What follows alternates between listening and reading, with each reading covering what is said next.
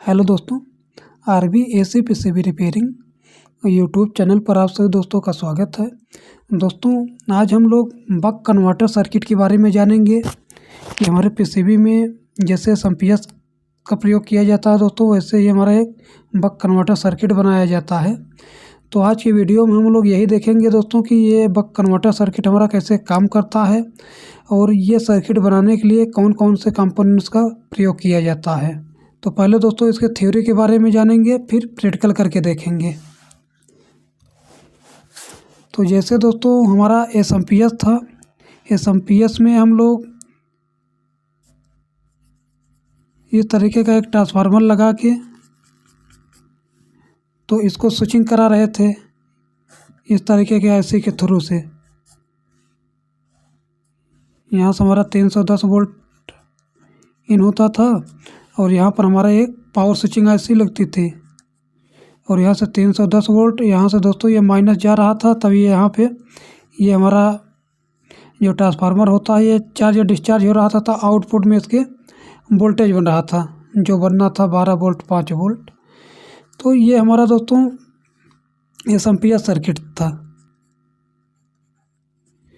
अब इसी प्रकार से दोस्तों हमारा जो बक कन्वर्टर सर्किट होता है उसमें क्या होता है कि जैसे ही हमारी पावर स्विचिंग आईसी है दोस्तों, वैसे ही हमारी बक कन्वर्टर की भी आईसी होती है जिसको हम लोग एसटीआर भी बोलते हैं। अब जैसे इसमें दोस्तों ये सोर्स पिन होता है, उसी तरीके से इसमें भी सोर्स पिन होता है। मान लीजिए हमारा 1 नंबर है, ये 2 नंबर 3 नंबर 4 नंबर 5 6 7 8। अब इसमें दोस्तों ये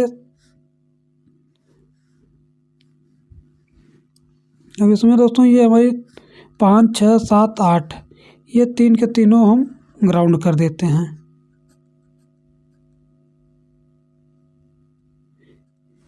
ये यहाँ पे दोस्तों हम 5 6 7 8 ये 4 के चारों पिन को ग्राउंड कर दिए हैं। इसके बाद दोस्तों ये जो देख रहे हैं 4 नंबर पिन, अब उसी तरीके से दोस्तों हमारे बक कन्वर्टर सर्किट में ये एक 5A 4 6 4D यानी दोस्तों इस नंबर की हमारी एक एसटीआर आईसी आती है। इस एसटीआर आईसी के माध्यम से दोस्तों हम लोग बक कन्वर्टर सर्किट बनाते हैं। अब बक कन्वर्टर सर्किट बनाने के लिए दोस्तों सिर्फ यही एक आईसी नहीं आती, आईसी कई प्रकार की आती है, लेकिन काम करने का तरीका जैसे हम इस आईसी के बारे में बताएंगे उसी तरीके से जैसे हमारी LNK सीरीज की आईसी आती है दोस्तों, LNK 305 LNK 306, यानी कि दोस्तों ये भी जो हमारे एसटीआर आते हैं सेम इसी तरीके से काम करेंगे। तो आप एक आईसी के बारे में समझ जाएंगे तो सभी आईसी के बारे में समझ जाएंगे। तो इसमें दोस्तों जैसे देखेंगे ये फर्स्ट नंबर हमारी FB यानी कि फीडबैक पिन है, 2 नंबर VCC, 3 नंबर दोस्तों NC है, 4 नंबर ड्रेन है और 5 नंबर 6 नंबर 7 नंबर 8 नंबर ये 4 के चारों दोस्तों ग्राउंड। अब जिस तरीके से दोस्तों हमारे इस पावर स्विचिंग आईसी में पिछले वाले वीडियो में हमने बताया था कि FB का मतलब होता है फीडबैक, VCC का मतलब होता है आईसी को चलने के लिए जो वोल्टेज दिया जाता है, और ड्रेन का होता है दोस्तों जहाँ पर हमारा 310 वोल्ट कनेक्ट होता है उसको हम लोग ड्रेन बोलते हैं, और एस का मतलब होता है दोस्तों कि जहाँ पर हमारा ग्राउंड कनेक्ट होता है उसको हम लोग सोर्स बोलते हैं। तो अब जैसे दोस्तों इस आईसी में देखेंगे ये ड्रेन लिखा है, तो यहाँ पर हम लोग क्या करेंगे, सीधे यहाँ पर 310 वोल्टेज दोस्तों दे देंगे। अब ये 310 वोल्टेज कहाँ से आएगा, सीधा हमारा जो कैपेसिटर होता है कैपेसिटर से डायरेक्ट यहाँ पे 310 वोल्टेज दिया जाता है। अब जैसे हमारे एसएमपीएस में था दोस्तों कि हम लोग एक चॉपर से घूम के तब इस एसएमपीएस आईसी को 310 वोल्टेज दे रहे थे, यानी कि एक हमारा ट्रांसफार्मर लग रहा था जिसको हम लोग चॉपर जिसको हम लोग चॉपर बोलते थे, उस चॉपर से 310 वोल्टेज घूम के दोस्तों तब इस आईसी को आ रहा था। लेकिन हमारे इस एसटीआर में क्या होता है कि हम लोग ये 310 वोल्टेज जो बनता है कैपेसिटर पे डायरेक्ट इसके ड्रेन वाले पिन पर दे देते हैं। अब इस सोर्स वाले पिन में हम लोग एक इंडक्टर कनेक्ट करते हैं, ये आगे इस तरीके से। अब ये इंडक्टर क्या होता है दोस्तों, जैसे हम लोग इस एसएमपीएस में ये ट्रांसफार्मर का प्रयोग कर रहे थे, तो हम लोग इस बक कन्वर्टर में इस ट्रांसफार्मर की जगह पे एक छोटा सा इंडक्टर का प्रयोग करते हैं। तो मान लीजिए हमने यहाँ पे इंडक्टर जब कनेक्ट कर दिया, अब आगे क्या करेंगे दोस्तों, इसी को आगे बढ़ा के हम लोग सीधे अपने लोड में लगा देंगे। लोड का मतलब दोस्तों कि जैसे अब यहाँ आगे हमको कुछ चलाना है तो यहीं से हमको वोल्टेज मिल जाएगा। अब लोड में दोस्तों एक तो प्लस वोल्टेज चाहिए, एक माइनस चाहिए। अब माइनस जो होता है दोस्तों, माइनस हम लोग ये जो 310 वोल्ट का हमारा ग्राउंड होता है, इसी ग्राउंड को हम लोग डायरेक्ट अपने लोड में दे देते हैं। यानी कि दोस्तों जो हमारा ये बक कन्वर्टर सर्किट होता है, इसमें हमारा जो हाई वोल्टेज का ग्राउंड होता है, वही ग्राउंड दोस्तों हम लोग अपने लो साइड में यानी कि जहाँ हम लोग लोड कनेक्ट करते हैं, वहीं पर हमारा ये 310 वोल्टेज का ग्राउंड डायरेक्ट जाता है। और हमारे एसएमपीएस सर्किट में क्या था दोस्तों, ये हाई वोल्टेज से और लो वोल्टेज में किसी प्रकार का संपर्क नहीं था। अब मान लीजिए दोस्तों कि हमारे लोड को ये ग्राउंड डायरेक्ट यहाँ पर मिल गया। अब हमारे लोड को क्या चाहिए, प्लस चाहिए।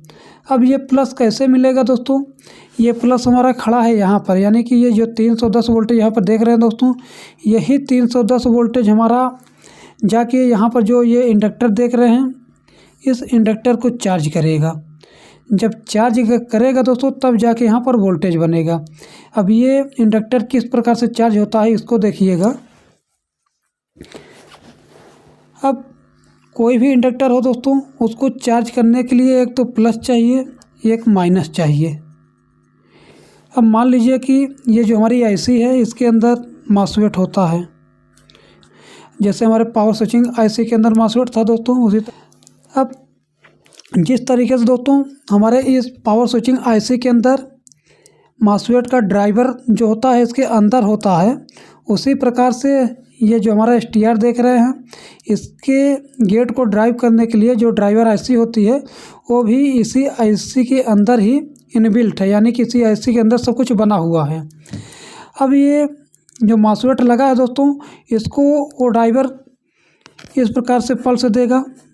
जैसे हम आपको पहले ही बता चुके हैं कि कोई भी पावर स्विचिंग आईसी हो दोस्तों, उसमें इस पल्स के रूप में इसके गेट को चार्ज और डिस्चार्ज किया जाता है। यानी कि दोस्तों इसके अंदर जो ड्राइवर आईसी लगी है, वो ड्राइवर आईसी इसके गेट को इसी प्रकार से सिग्नल देगी, एक बार प्लस एक बार माइनस, फिर प्लस फिर माइनस।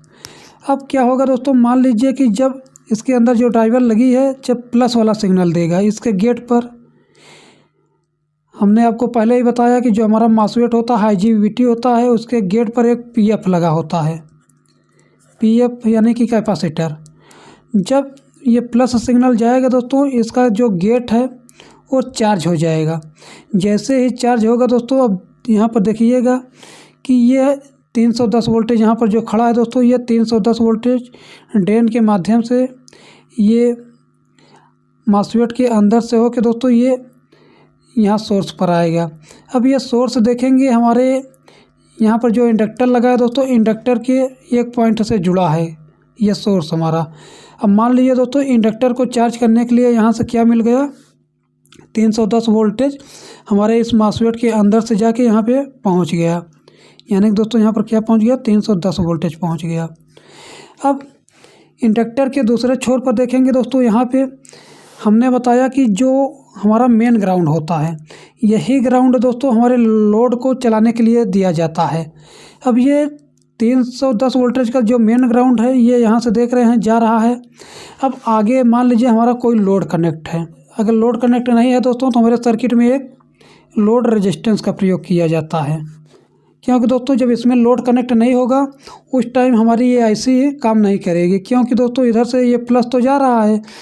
जब तक दोस्तों इसमें हम कोई लोड कनेक्ट नहीं करेंगे तब तक ये हमारी आईसी जो है दोस्तों ये स्विचिंग नहीं कर पाएगी, क्योंकि दोस्तों ये इंडक्टर को हमने बताया कि प्लस और माइनस दोनों चाहिए। ये आईसी ने स्विचिंग करके प्लस तो दे दिया यहाँ से, लेकिन जब हम इधर लोड ही नहीं देंगे दोस्तों, यानी कि लोड कनेक्ट नहीं करेंगे, तो ये जो ग्राउंड यहाँ पे खड़ा है दोस्तों, हमने बताया कि डायरेक्ट हमारे लोड को जाता है। अब मान लीजिए कि ये जो रेजिस्टेंस देख रहे हैं ये हमारा एक लोड है। अगर इस लोड को जब हटा देंगे दोस्तों तब ये माइनस यहाँ इंडक्टर को चार्ज करने के लिए कैसे जाएगा। तो इसीलिए दोस्तों जब हम लोग यहाँ पर लोड कनेक्ट करेंगे तो ये माइनस जो है दोस्तों इस हमारे लोड के माध्यम से होते हुए यहाँ से दोस्तों होते हुए इस तरीके से सीधे यहाँ पे आ जाएगा। बात समझिए दोस्तों, यानी कि यहाँ पे माइनस आ गया। कहाँ से? ये हमारे 310 वोल्टेज का जो ग्राउंड है दोस्तों, यहाँ से होते हुए ये हमारे लोड से होते हुए माइनस यहाँ पे आ गया। अब इधर से प्लस इधर से माइनस, अब ये हमारा इंडक्टर क्या होगा दोस्तों, चार्ज हो जाएगा। बात समझिए दोस्तों, जैसे ही चार्ज होगा, कोई भी इंडक्टर होता है दोस्तों, हमने आपको बताया है कि प्लस और माइनस से चार्ज होता है। जैसे ही इंडक्टर चार्ज होगा दोस्तों, दूसरे कंडीशन में हमने बताया कि इसके अंदर जो ड्राइवर आईसी लगी है जब ये वाले सिग्नल देगी, यानी कि माइनस वाले सिग्नल देगी, तो उस टाइम क्या होगा, इसके गेट का जो पीएफ है वो डिस्चार्ज होगा। जब डिस्चार्ज होगा दोस्तों, ये जो 310 वोल्टेज यहाँ पे जा रहा था, इस ड्रेन के माध्यम से सोर्स से होते हुए यहाँ पे जा रहा था, तो जाना बंद हो जाएगा दोस्तों। जब जाना बंद हो जाएगा तभी क्या होता है दोस्तों कि हमने बताया कोई इंडक्टर जब चार्ज होता है, जिस साइड में प्लस होता है उधर क्या हो जाता है, माइनस हो जाता है, और जिधर माइनस होता है उधर क्या हो जाता है, प्लस हो जाता है। अब यहाँ पर क्या आ जाएगा, माइनस आ जाएगा, और यहाँ पर क्या हो जाएगा दोस्तों, प्लस हो जाएगा। अब जैसे यहाँ पर प्लस होगा दोस्तों, ये हमारी जो आगे लोड कनेक्ट है वो लोड दोस्तों अपना वर्किंग चालू कर देगा, क्योंकि इधर से इसको माइनस तो पहले से मिला है। इधर से जैसे ही वोल्टेज मिला, जो यहाँ पर जो लोड कनेक्ट है ये हमारा लोड चालू हो जाएगा। अब दोस्तों आपके मन में एक डाउट हो रहा होगा कि यहाँ पर मान लीजिए कि हमारा लोड कनेक्ट है 15 वोल्ट का, लेकिन ये इंडक्टर हमारा चार्ज हो रहा है 310 वोल्टेज से, तो यहाँ पर लगभग 600 वोल्टेज के आसपास बनेगा। क्योंकि दोस्तों हमने आपको बताया है कि जो हमारा इंडक्टर चार्ज होता है, यानी जैसे 310 वोल्टेज से चार्ज हो रहा है, जब ये डिस्चार्ज होगा इसका डबल वोल्टेज बनाता है। ये तो आपके मन में चल रहा होगा, लेकिन यहाँ पर क्या होता है दोस्तों, ये जो हमारी आईसी है, ये आईसी वर्किंग कैसे करती है पहले इसको आप समझिएगा।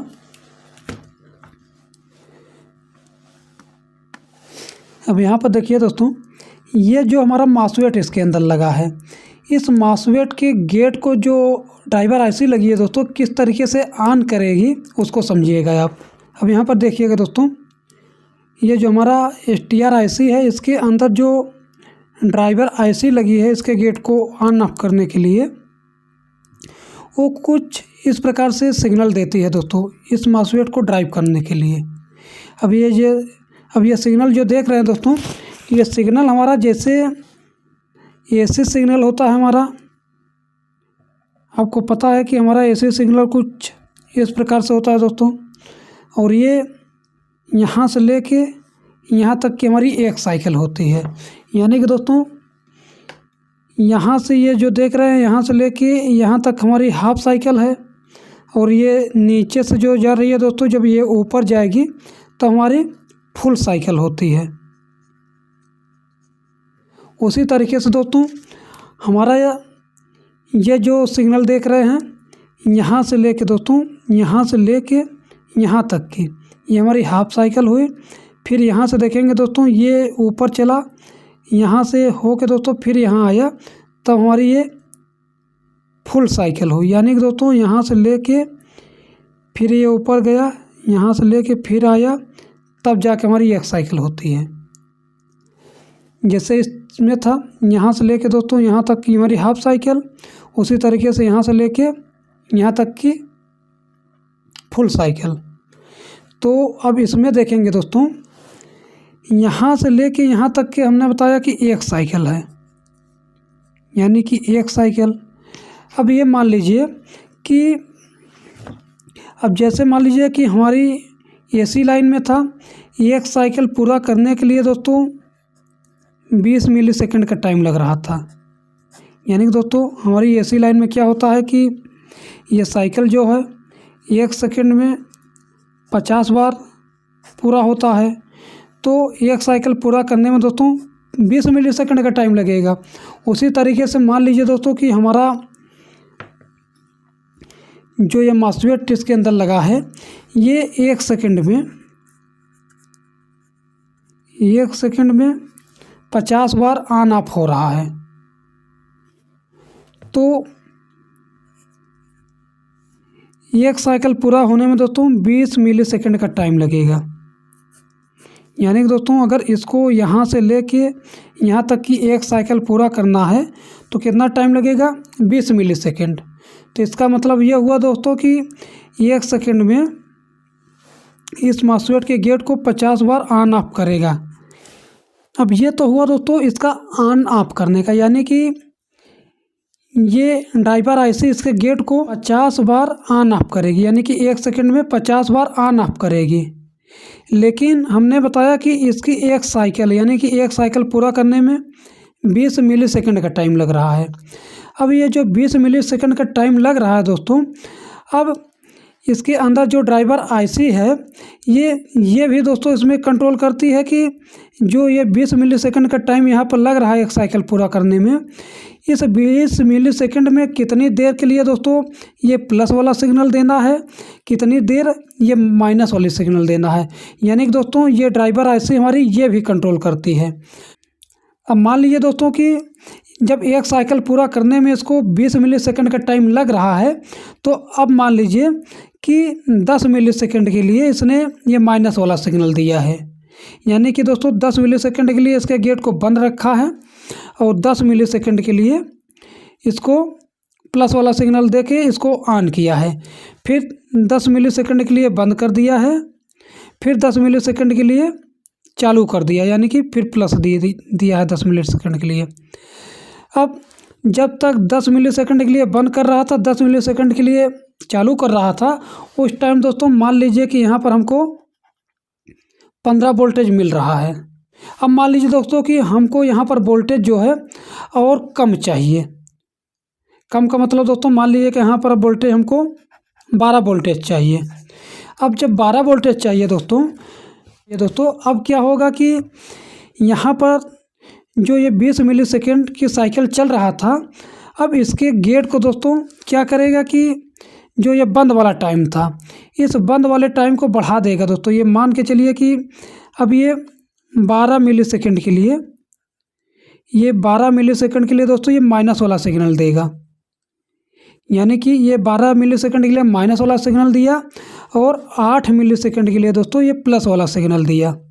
यानी कि दोस्तों ये जो ऑन वाला सिग्नल था, इसके गेट को चालू करके रखने वाला सिग्नल था दोस्तों, इसको टाइम को कम कर दिया और बंद वाले टाइम को दोस्तों इसने बढ़ा दिया, क्योंकि दोस्तों अब हमको यहाँ पे 12 वोल्टेज चाहिए।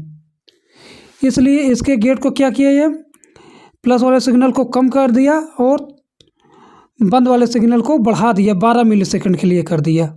अब यहाँ पर जो ये टाइम है दोस्तों, ये टाइम वही है, यानी कि 20 मिलीसेकंड का इसका टाइम पीरियड है। यानी कि 20 मिलीसेकंड में ये 1 साइकिल पूरा करेगी।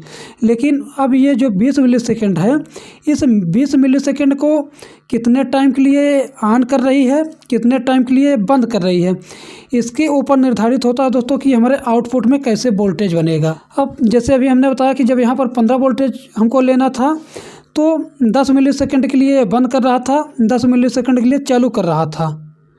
अब जैसे हमको यहाँ पर 12 वोल्टेज चाहिए, तो इसके गेट को कितने टाइम के लिए बंद करना है, कितने टाइम के लिए चालू करना है, इसके टाइम को चेंज कर दिया। यानी कि साइकिल तो यही है, 20 मिलीसेकंड के लिए ये हमारी साइकिल चल रही है, लेकिन इसके गेट के टाइमिंग को चेंज कर दिया, कितने टाइम के लिए बंद कर रखना है, कितने टाइम के लिए चालू रखना है। अब यहाँ पर जो इसके गेट को चालू करने वाला टाइम था उसको कम कर दिया, 8 मिलीसेकंड कर दिया और बंद वाले को बढ़ा के 12 मिलीसेकंड कर दिया। जैसे ही इसके गेट को कम टाइम के लिए ऑन करके रखा जाएगा तो ये जो हमारा इंडक्टर है दोस्तों, यहाँ पर जो ये 310 वोल्टेज जो जा रहा है, यहाँ पर वोल्टेज कम जाएगा। बात समझ आया दोस्तों। ये पूरा का पूरा यहाँ पर 310 वोल्टेज दोस्तों, इसको चार्ज करने के लिए वोल्टेज कभी नहीं जाएगा। इसका हम आपको प्रैक्टिकल करके दिखाएंगे दोस्तों, तो आपको समझ में आएगा। अब मान के चलिए दोस्तों कि यहाँ पर वोल्टेज हमको और कम चाहिए। अब मान के चलिए कि हमको 10 वोल्टेज चाहिए। जब 10 वोल्टेज चाहिए दोस्तों, तो क्या होगा कि इसके गेट की जो ऑन टाइमिंग है, ये वाली टाइमिंग दोस्तों जो अभी 8 मिलीसेकंड के लिए ऑन हो रही थी, अब ये कम होकर दोस्तों 5 मिलीसेकंड पर आ जाएगी। यानी कि दोस्तों इसके गेट को अब सिर्फ 5 मिलीसेकंड के लिए ऑन रखा जाएगा, बाकी 15 मिलीसेकंड के लिए दोस्तों इसके गेट को क्या करा जाएगा, बंद करके रखा जाएगा। यानी कि ये नीचे वाला जो सिग्नल देख रहे हैं ये वाला दिया जाएगा, और 5 मिलीसेकंड के लिए ये ऊपर वाला सिग्नल दिया जाएगा। अब क्या होगा दोस्तों, ये जो 310 वोल्टेज हमने बताया कि यहाँ पर जा रहा था, अब ये 310 वोल्टेज दोस्तों और कम हो जाएगा। यानी कि दोस्तों जितनी देर तक इसके गेट को ऑन करके रखेंगे उतना ज़्यादा ये वोल्टेज यहाँ पे जाएगा। बात समझ आया दोस्तों। अब यहाँ पर ये नीचे वाला सिग्नल देखिए दोस्तों, ये नीचे वाला जो सिग्नल देख रहे हैं, जैसे जैसे हमको यहाँ पर वोल्टेज कम चाहिए दोस्तों, उसी तरीके से ये सिग्नल जो है हमारा कम होता चला जाता है। अब यहाँ पर जो देख रहे हैं नीचे वाला जो सिग्नल है ये ऑफ वाला टाइम है दोस्तों, और ये ऊपर वाला जो देख रहे हैं ये ऑन वाला है। यहाँ पर जब हमको ज़्यादा वोल्टेज का ज़रूरत था आउटपुट में, तो हमारा सिग्नल कुछ इस प्रकार से जा रहा था। यानी कि दोस्तों ये 50% के लिए ऑन है, यानी कि दोस्तों इसका जो गेट है ये 50% के लिए, 100% में 50% ऑन है, 50% ऑफ है। जब हमको आउटपुट में और कम वोल्टेज चाहिए दोस्तों, उस टाइम यहाँ पर देखेंगे ये जो सिग्नल देख रहे हैं ये लगभग 70% के लिए दोस्तों बंद है। ये नीचे वाला देख रहे हैं ये ज़्यादा है, तो ये 70% के लिए बंद है, सिर्फ 30% के लिए ऑन है। अगर हमको आउटपुट में और वोल्टेज कम चाहिए दोस्तों, तब ये नीचे वाला सिग्नल देखिए, तब इस टाइप से इसके गेट को सिग्नल जाएगा। अब यहाँ पर देखेंगे 80% के लिए इसका गेट जो है दोस्तों बंद कर दिया गया है। सिर्फ 20% के लिए दोस्तों इसका गेट देख रहे हैं, ये वाला सिग्नल देख रहे हैं ऊपर जो दिख रहा है, ये 20% के लिए चालू किया गया है और 80% के लिए बंद कर दिया गया है। अब इसी प्रकार से दोस्तों हमको जैसे जैसे इसके आउटपुट पर वोल्टेज चाहिए होता है, उसी प्रकार से हम लोग एक फीडबैक सर्किट बनाते हैं। उसी फीडबैक सर्किट के माध्यम से दोस्तों हम लोग इसके 1 नंबर पिन पे फीडबैक देते हैं, और इसके अंदर जो हमारी ड्राइवर आईसी लगी है दोस्तों, इसी फीडबैक के माध्यम से समझ जाती है कि आउटपुट में हमको कितना वोल्टेज चाहिए। तो उसी प्रकार से ये सिग्नल इसके गेट को देती रहती है, तो उसी प्रकार से ये वोल्टेज बनता रहता है। तो ये फीडबैक कैसे देती है उसको हम आपको बताते हैं। अब यहाँ पर देखिए दोस्तों, जैसे इस आईसी का ये 1 नंबर फीडबैक पिन है। अब इस फीडबैक वाले पिन पर हमको फीडबैक देना होता है। अब ये फीडबैक कैसे दिया जाता है, अब जैसे मान लीजिए कि आउटपुट में हमको 15 वोल्ट चाहिए। अब इसी 15 वोल्टेज से हमको इस 1 नंबर पिन पे फीडबैक देना पड़ेगा। कैसे देना पड़ेगा दोस्तों, जैसे हम लोग एसएमपीएस में एक ऑप्टो कपलर का प्रयोग कर रहे थे दोस्तों, एक TL431 का प्रयोग कर रहे थे। यानी कि दोस्तों हमने आपको शुरू में ही बताया था कि ये एक हमारी सस्ती सर्किट होती है, यानी कि दोस्तों कम लागत वाली ये सर्किट होती है। इसलिए ये TL431 ऑप्टो कपलर वगैरह की ज़रूरत नहीं है दोस्तों। इसमें सीधा दोस्तों 2-3 रेजिस्टेंस लगा के डिवाइडर बना के एफवी वाले पिन पर फीडबैक दे दिया जाता है। ये कैसे दिया जाता है, अब जैसे ये ऐसी है दोस्तों, इसके डाटा शीट में अभी आपको हम दिखाते हैं। यहाँ पर देखिएगा फीडबैक रेफरेंस वोल्टेज कितना होना चाहिए दोस्तों, मिनिमम 2.44 वोल्टेज, मैक्सिमम 2.56 वोल्टेज। यानी कि दोस्तों इसके फीडबैक वाले पिन पर 2.44 वोल्टेज से 2.56 वोल्टेज के अंदर हमको देना है। आउटपुट में जो है दोस्तों वोल्टेज चाहे जो हमको लेना है, चाहे 15 वोल्ट लें, चाहे 12 वोल्ट लें, चाहे 20 वोल्ट लें, चाहे 10 वोल्ट लें, लेकिन इसके फीडबैक वाले पिन पर दोस्तों हमको इतना ही वोल्टेज देना है। यानी कि दोस्तों इन्हीं सब वोल्टेज से जितना वोल्टेज आउट करना है उन्हीं में से इतने वोल्टेज का डिवाइडर बना के हमको यहाँ पर दे देना है और हमको उतना वोल्टेज आउटपुट में मिलने लगेगा। जैसे हमको अगर 15 वोल्टेज लेना है तो 15 वोल्टेज में से हम लोग एक डिवाइडर बनाएंगे कि उस डिवाइडर से हमको 2.4 वोल्टेज के आसपास यहाँ पर मिले, तो यहाँ पर दे देंगे तो हमको 15 वोल्टेज मिलने लगेगा। जैसे हमको मान के चलिए कि 20 वोल्टेज चाहिए तो हम लोग 20 वोल्टेज में से एक ऐसा डिवाइडर बनाएंगे दोस्तों कि उसके डिवाइडर पर 2.4 वोल्टेज के आसपास हमको मिले, उसको ला के यहाँ पर दे देंगे तो आउटपुट में हमको 20 वोल्टेज मिलने लगेगा। 10 वोल्टेज चाहिए तो 10 वोल्टेज से डिवाइडर बनाएंगे कि 2.4 वोल्टेज मिले और ला के यहाँ पर दे देंगे तो 10 वोल्टेज मिलने लगेगा। अब ये डिवाइडर कैसे बनाया जाता है दोस्तों, इसको हम आपको वोल्टेज डिवाइडर वाले वीडियो में बता ही चुके हैं। अगर आपको बारीकी से जानना है तो जाके वीडियो देख सकते हैं। यहाँ पर हम थोड़ा आपको बता देते हैं दोस्तों। मान लीजिए कि हमको यहाँ पे एक डिवाइडर बनाना है इस तरीके से। इस डिवाइडर पर हमको 2.4 वोल्टेज चाहिए और यहाँ पर वोल्टेज सोर्स है हमारे, यानी कि हमको आउटपुट में 15 वोल्टेज चाहिए, तो ये हमारा ग्राउंड रहेगा। अब मान लीजिए दोस्तों कि इसमें से चाहे R1 चाहे R2 दो में से एक रेजिस्टेंस का मान हम अपने मन से रख देते हैं। बात समझो, जैसे मान के चलिए कि दो में से एक रेजिस्टेंस का मान हम रख देते हैं। मान लीजिए कि हम R1 को रख देते हैं कि हमारे पास 56 के रख देते हैं, यानी कि 56 किलो ओम का रेजिस्टेंस रख देते हैं। अब मान लिया कि R2 हमारा मिसिंग है, तो फार्मूला हमने आपको बताया था वोल्टेज इन बटे R1 का ड्रॉप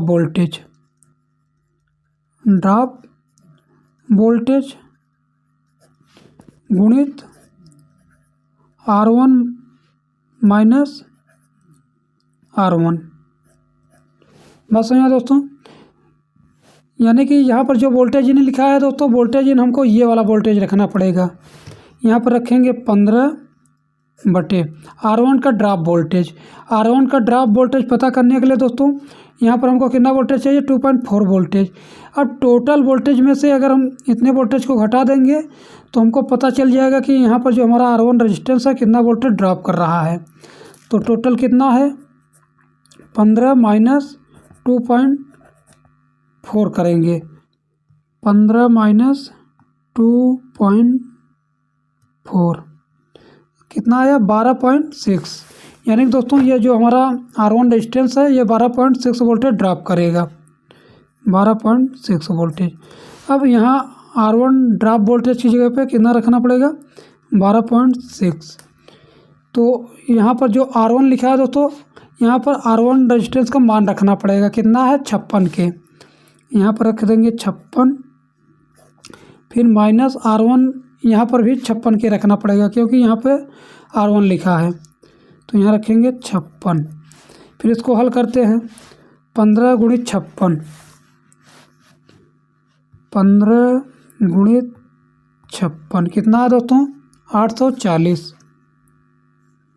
840 भागे 12.56 कितना आता है दोस्तों, 840 भागे 12.56 कितना है दोस्तों, 66.87। अब इसको दोस्तों माइनस करना पड़ेगा इतने से, क्योंकि इसको हमने हल कर लिया। अब इसको माइनस करते हैं, माइनस 56 कितना आता है, 66.87 माइनस 56 तो कितना है दोस्तों, 10.87। यानी कि दोस्तों ये जो हमारे R2 का रेजिस्टेंस वैल्यू होगा वो 10.87 किलो ओम का रेजिस्टेंस हमको लगाना पड़ेगा। यानी अब दोस्तों ये जो रेजिस्टेंस की वैल्यू आई है ये हम कैसे पता करें कि ये सही आई है कि गलत आई है। यानी दोस्तों हम कैसे पता करें कि इतने किलो ओम का रेजिस्टेंस लगा देंगे कि यहाँ पर इतना वोल्टेज मिलेगा कि नहीं। इसको पता करने के लिए दोस्तों इस वाले फार्मूले से आप पता कर सकते हैं, वोल्टेज डिवाइडर वाले से, जो होता है R2/R1 प्लस R2 गुणित वोल्टेज इन। अब इस सूत्र पर इन दोनों रेजिस्टेंस को मान रख देंगे। अगर इतना वोल्टेज आता है, 2.4 वोल्टेज आता है, तो मान लीजिए कि ये जो रेजिस्टेंस की वैल्यू निकल के आई है ये सही आई है। तो इसको हल करके देखते हैं। R2 का मान कितना आया है? 10.87। 10.87 बटे R1 की कितनी है? 56 के, तो यहाँ 56 के रखेंगे। 56 प्लस R2 यही रखेंगे दोस्तों 10.87। 10.87 वोल्टेज इन दोस्तों R1 रेजिस्टेंस यहाँ से लगा होता है, उसी का वोल्टेज रखा जाता है। कितना है? 15। यहाँ पर 15 रखेंगे। अब इसको हल करते हैं दोस्तों। 10.87 गुणित 15 गुणित 15 कितना आया? 163। 163.05। अब नीचे वाला हल करते हैं दोस्तों। 56 प्लस 10.87। 10.87 कितना आया? 66.87। अब इसको हल करते हैं, देखते हैं दोस्तों कि इतना आता है कि नहीं। 163.05 भागे 66.87। तो यहाँ पर देखिएगा दोस्तों कितना आ गया? 2.4। यानी कि दोस्तों यहाँ पर जो रेजिस्टेंस की वैल्यू आई है बिल्कुल सही आई है, क्योंकि इसको जब हम रेजिस्टेंस का मान रख के देख लिए तो कितना आ गया दोस्तों? 2.4 वोल्टेज आ गया। यानी कि यहाँ पर डिवाइडर पर हमको 2.4 वोल्टेज मिलेगा। अब यहाँ पर दोस्तों हम लोग यही दोनों रेजिस्टेंस का प्रयोग करके यहाँ पर एक डिवाइडर बनाते हैं। अब ये डिवाइडर कैसे बनेगा दोस्तों? यहाँ से हम लोग पहले एक डायोड को लगाते हैं। यानी कि दोस्तों यहाँ पर एक डायोड लगा लेते हैं इस तरीके से। फिर यहीं पर एक रेजिस्टेंस लगाते हैं इस तरीके से, और इसको ला के दोस्तों यहाँ पर दे देते हैं इस FAB वाले पिन पे इस तरीके से।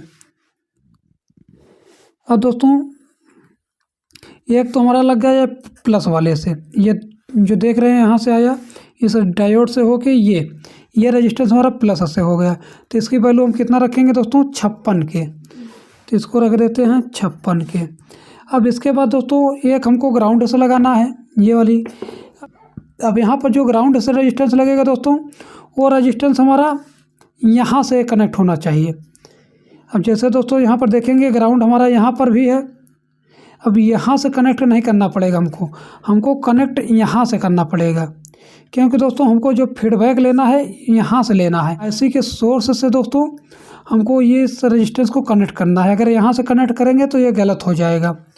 तो मान लीजिए दोस्तों कि ये जो यहाँ से हमारा लगा है, इसको हम यहीं से एक रेजिस्टेंस कनेक्ट कर देते हैं इस तरीके से।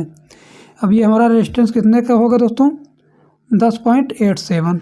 तो यहाँ पर रख देते हैं 10.87 इस तरीके से। अब यहाँ डिवाइडर पर दोस्तों हमको कितना वोल्टेज मिलेगा? 2.4 वोल्टेज मिलेगा। और यहाँ पर आउटपुट में कितना मिलेगा वोल्टेज? 15 वोल्टेज आउटपुट मिलेगा। अब यहाँ पर दोस्तों जो ये एक पिन VCC देख रहे हैं, अब इस VCC पिन पर दोस्तों हम यही वोल्टेज से एक कैपेसिटर लगाएंगे दोस्तों। यहाँ पे एक यहाँ पर कैपेसिटर लगा के इस तरीके से इसको ला के दोस्तों दे देते हैं यहाँ पे इस तरीके से। अब मान लीजिए दोस्तों कि ये हमारी IC जो है इधर से प्लस आउट किया और यहाँ से हमारा माइनस जाके यहाँ से माइनस आके इंडक्टर को चार्ज किया। जब इंडक्टर चार्ज हुआ दोस्तों, चार्ज होने के बाद जब ये वाली साइकिल आएगी, साइकिल हमारी इस तरीके से चलती है, हमने आपको पहले ही बता दिया है। जब ये वाली साइकिल आई प्लस वाली तो उस टाइम चार्ज हो गया। जब ये माइनस वाली आएगी, जब ये डिस्चार्ज होगा तब यहाँ पर क्या होगा दोस्तों, माइनस बनेगा। यहाँ पर क्या होगा, माइनस बनेगा, प्लस यहाँ जाएगा। उस टाइम ये प्लस यहाँ चला गया दोस्तों, इधर हमारे लोड के चला गया और यहाँ से क्या होगा, ये डायोड से होते हुए एक तो चला जाएगा VCC पिन पर और यहीं से दोस्तों एक डिवाइडर बन के FB वाले पिन पर यानी फीडबैक पर जाएगा। अब हमने बताया दोस्तों कि इसके फीडबैक पिन पर ये जो R2 वाला रेजिस्टेंस होता है, इसको इसीलिए कनेक्ट किया जाता है कि अब यहाँ पर जब वोल्टेज बना दोस्तों, यानी कि डिस्चार्ज होने के बाद जब वोल्टेज बना, ग्राउंड आ जाएगा। अब इसी ग्राउंड के माध्यम से दोस्तों इसको फीडबैक मिलेगा। बात समझिए दोस्तों। अब यहाँ पर जो डायोड देख रहे हैं दोस्तों, इस डायोड का काम होता है, जैसे हमारा इंडक्टर डिस्चार्ज होने लगा तो यहाँ पर डिस्चार्ज होने पर यहाँ पर प्लस बनेगा, यहाँ पर माइनस बनेगा। उस टाइम क्या होगा दोस्तों कि ये जो हमारा डायोड है इस माइनस को इधर ला देगा, यानी कि दोस्तों इस माइनस, यहाँ पर जो माइनस बना है इस माइनस को इस माइनस में मिला देगा और यहाँ पर प्लस तो पहले से ही है और इधर हमारे लोड को ये माइनस चला जाएगा इधर से और यहाँ पर प्लस तो पहले से चला गया है, तो हमारा लोड जो है काम करने लगेगा। और जैसे ही इसको चार्ज करने की बारी आएगा दोस्तों, इधर माइनस रहेगा इधर प्लस रहेगा, उस टाइम हमारा ये जो डायोड है ये काम नहीं करेगा, क्योंकि इसका जो ऊपर कैथोड है दोस्तों इधर प्लस रहेगा चार्ज करते समय, क्योंकि ये जो हमारी IC है ये इधर से प्लस देगी तो इधर प्लस रहेगा इधर माइनस, तो चार्ज करते वक्त दोस्तों, तो चार्ज होते समय इस डायोड का काम नहीं रहेगा। जब डिस्चार्ज होने लगेगा तो यहाँ पर क्या आएगा, माइनस आएगा, यहाँ पर प्लस हो जाएगा। तो जब यहाँ पर माइनस आएगा दोस्तों वो उठा के ग्राउंड भी कर देगा। अब दोस्तों हम इसका आपको प्रैक्टिकल करके दिखाते हैं तो आपको थोड़ा और अच्छे से समझ में आएगा। ये जो अभी हमने कैलकुलेशन किया है सेम यही रेजिस्टेंस की वैल्यू यहाँ पर लगाएंगे, यहाँ पर आप देख सकते हैं। अब दोस्तों ये सर्किट में देखिए, यहाँ पे ये कैपेसिटर पर 310 वोल्टेज बना, इस 310 वोल्टेज को हमने ले जाके इस IC के ये 4 नंबर पर दे दिया। यहाँ पर देखिए इस IC का ये 4 नंबर है, यहाँ पर देखिए दोस्तों ये IC का ये 4 नंबर है, 4 नंबर पर हमने ये 310 वोल्टेज को डायरेक्ट दे दिया। इसके बाद दोस्तों ये जो हमारा 310 वोल्टेज का ग्राउंड देख रहे हैं, ये ग्राउंड सीधे यहाँ से घूम के दोस्तों यहाँ पर हमारे लोड के पास आ गए। ये जो रेजिस्टेंस देख रहे हैं ये हमारा लोड है, यहीं से दोस्तों इसको डायरेक्ट ग्राउंड मिल गया है और ये ग्राउंड घूम के सीधे इंडक्टर के यहाँ पर पहुँच जाएगा। अब इस इंडक्टर को दोस्तों चार्ज होने के लिए इधर से ग्राउंड इसको डायरेक्ट मिल जाएगा। अब इसको यहाँ पर चाहिए प्लस चार्ज होने के लिए। अब प्लस दोस्तों ये हमारा 310 वोल्टेज सीधे IC के ड्रेन में गया है। अब यही IC से घूम के दोस्तों इंडक्टर के इस पर हमारा प्लस आएगा। जिस हिसाब से हमको यहाँ आउटपुट में वोल्टेज चाहिए दोस्तों, उसी हिसाब से ये IC हमारी स्विचिंग करेगी, तो उसी हिसाब से यहाँ पर वोल्टेज आएगा। तो हमारा ये जो इंडक्टर है दोस्तों इसी हिसाब से चार्ज होगा, उसी हिसाब से हमारा आउटपुट में वोल्टेज बनेगा। अब यहीं से देखेंगे दोस्तों, हम एक डायोड लगा के सीधे इसके फीडबैक वाले पिन पे ले जा रहे हैं।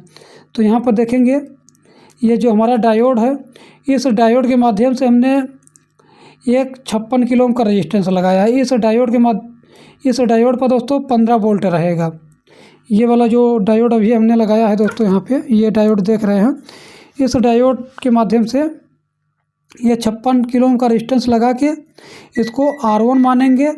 उसके बाद यहाँ पर देखेंगे दोस्तों ये हमारा एक प्रीसेट है, इस प्रीसेट के माध्यम से हम लोग R2 वाले रेजिस्टेंस का मान सेट करेंगे और ये R2 हमारा देखेंगे दोस्तों सीधे आके, और ये R2 वाला रेजिस्टेंस देखेंगे दोस्तों ये हमारा 5, 6, 7, 8 नंबर ग्राउंड है, एक पॉइंट यहाँ कनेक्ट कर दिए हैं और यहाँ पर एक डिवाइडर बनेगा। इस डिवाइडर का वोल्टेज इस IC के 1 नंबर पर कनेक्ट कर दिए हैं, यहाँ पे देख रहे हैं आप। और यहाँ पर देखेंगे दोस्तों IC का ये जो ग्राउंड पिन है, यहाँ से हमने एक कैपेसिटर लगाया है। कैपेसिटर का माइनस पॉइंट IC के ये हमने बताया कि जो सोर्स पिन होता है वहाँ कनेक्ट करना है। तो यहाँ पर हमने कैपेसिटर का पॉइंट कनेक्ट किया है और ये जो हमारा फीडबैक का R2 वाला रेजिस्टेंस होगा इसको हमने इसी आईसी के सोर्स पिन से कनेक्ट किया है।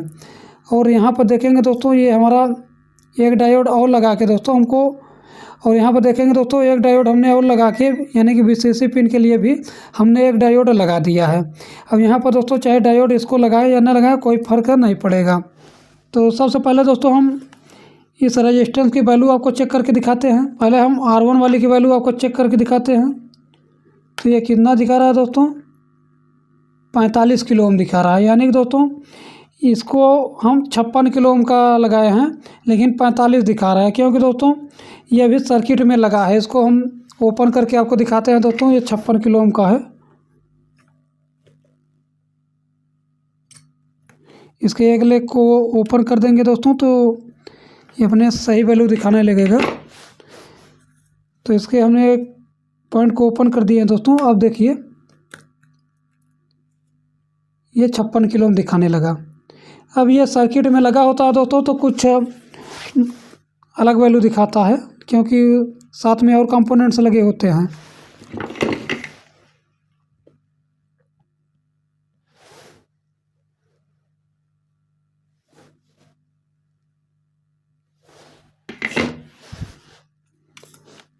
अब ये प्रीसेट को देखिए दोस्तों कितने पर सेट है, 9.4 पर। इसको हमको सेट करना है 10.87 पर, क्योंकि हमने जो R2 का रेजिस्टेंस वैल्यू कैलकुलेशन किया दोस्तों वो 10.87 है। तो इसको हम 10.87 पे ले जाएंगे। ये दोस्तों हमने इसके R2 को सेट कर दिया है। ये देख सकते हैं आप 10.87 के आसपास सेट हो गया है। अब दोस्तों जैसे अगर आपको इसको प्रैक्टिकल करना है तो जैसे ये सर्किट डिजाइन कर लिए हैं, अब मान के चलिए कि हमको जैसे यहाँ पे आउटपुट में कितना वोल्टेज, 15 वोल्टेज के लिए हमने सर्किट बनाया है। यहाँ पर दोस्तों हम लोग 15 वोल्टेज दे के इसके डिवाइडर पर हमने बताया कि कितना वोल्टेज आना चाहिए, 2.4 वोल्टेज के आसपास आना चाहिए। तो हम लोग ये बाहर से भी वोल्टेज पहले दे के चेक कर सकते हैं कि यहाँ पर 2.4 वोल्टेज आ रहा है कि नहीं। यानी कि दोस्तों हमारा कहने का मतलब ये है कि जैसे हमको आउटपुट में 15 वोल्टेज चाहिए तो हम लोग यहाँ पर 15 वोल्टेज दे के दोस्तों सेट कर देंगे, यहाँ पे 2.4 वोल्टेज सेट कर देंगे। बात समझिए दोस्तों। अब मान के चलिए कि हमको 12 वोल्टेज चाहिए तो यहाँ पर हम लोग 12 वोल्टेज दे के दोस्तों इसके प्रेशर के माध्यम से सेट कर देंगे कि यहाँ पर 2.4 वोल्टेज आने लगा। अब मान के चलिए कि हमको 10 वोल्टेज आउटपुट में चाहिए तो यहाँ पर 10 वोल्टेज दे के दोस्तों इस प्रेशर के माध्यम से सेट कर देंगे कि 2.4 वोल्टेज यहाँ पे आ जाए। तो जैसे अभी हमको दोस्तों 15 वोल्टेज चाहिए तो यहाँ पर हम 15 वोल्टेज आपको दे के दिखाते हैं। ये दोस्तों हमने 15 वोल्टेज दे दिया है। अब इसके फीडबैक वाले पिन पर देखिएगा दोस्तों 15 वोल्ट आ रहा है कि नहीं।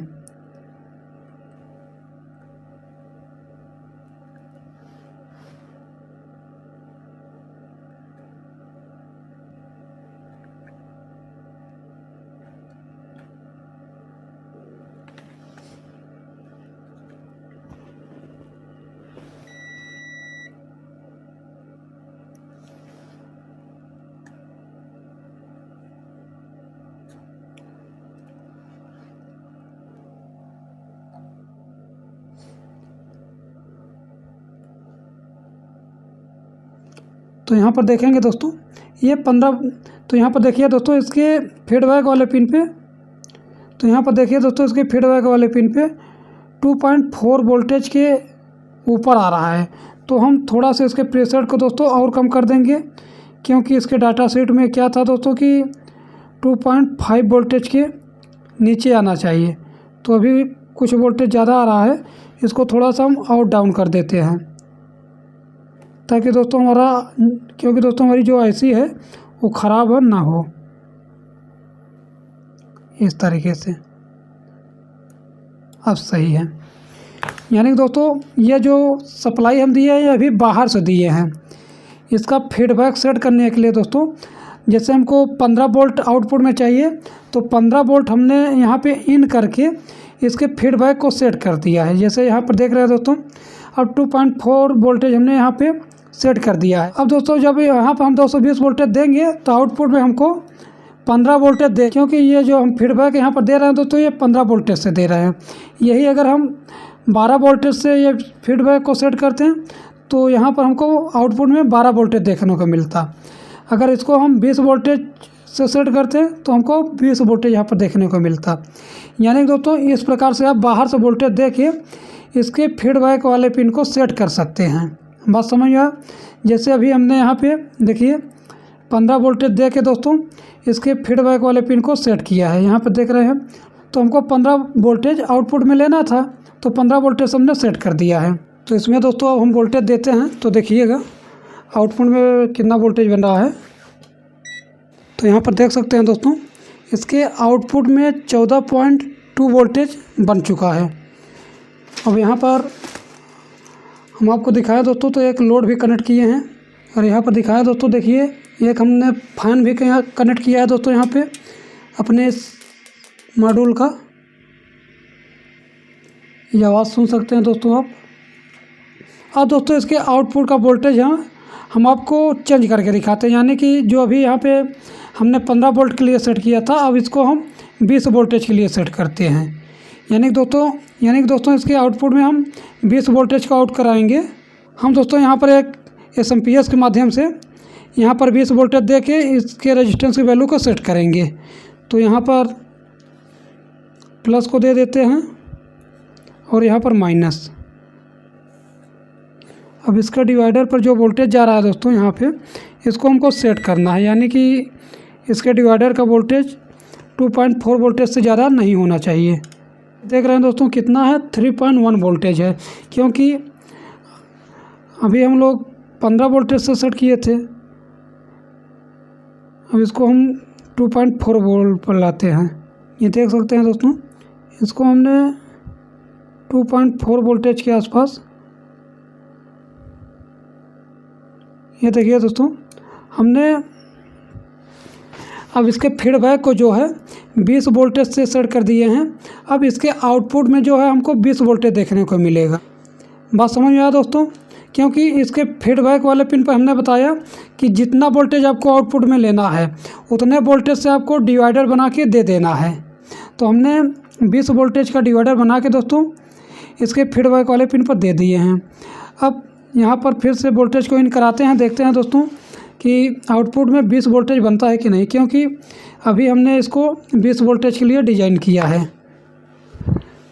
तो यहाँ पर देखिए दोस्तों हमने इस सर्किट को जो है 20 वोल्टेज के लिए डिज़ाइन कर दिया था, तो आउटपुट में कितना वोल्टेज मिलने लगा, 20 वोल्टेज।